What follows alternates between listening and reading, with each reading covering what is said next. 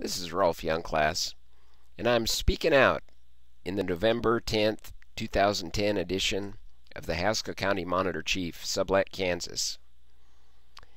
Even when President Obama is serving as an international emissary for our country in what some would call a paid, by us taxpayers, vacation, to get away after his self-described shellacking in the election,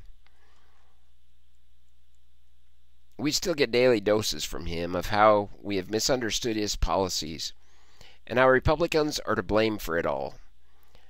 Surprised people in India and Indonesia found out that the great orator Barack Obama needs a teleprompter to work his magic. So with the election over and the Democrats in disarray, what is the next step in what appears to be a conservative ascendancy in this nation?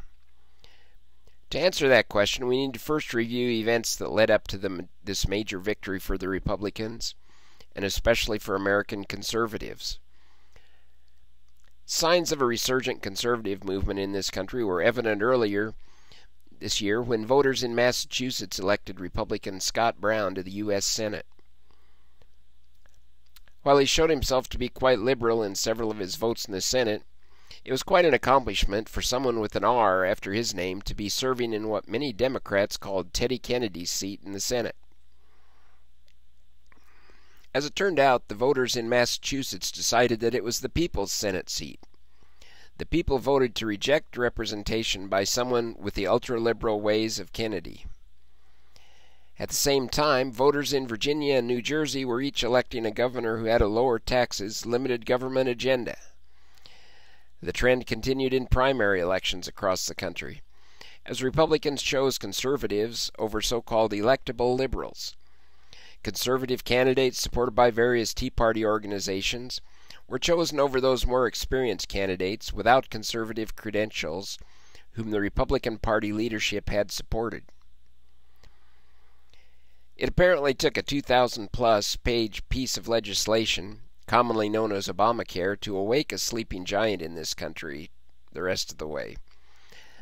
With the prospects of massive new layers of bureaucracy and great increases in government spending, especially on the state level, a wave of protests swept the country. The Democrats' strategy of holding town hall meetings to explain the benefits of Obamacare backfired as angry citizens spoke their minds to the nervous politicians. The anger over Obamacare and the way the legislation was forced through Congress, largely unread, was combined with widespread disapproval of the way the Democrats were trying to deal with a sluggish national economy and record unemployment. This led to the November election, where the Democrats were largely rejected by American voters, and we saw a national shift from one party to the other that hadn't been seen since the post-Watergate rejection of the Republicans in the 1970s. Now that the dust is settling after the election earthquake, it's time to take a short break from non-stop campaign advertising and catch our breath as we prepare to make sure liberal business as usual doesn't take place in our state governments and in the nation's capital.